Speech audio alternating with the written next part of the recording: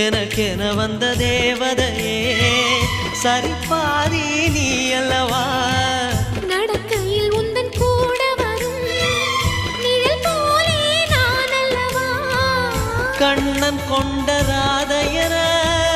ராமன் கொண்ட சீதையர மடி சேர்ந்த பூரதமே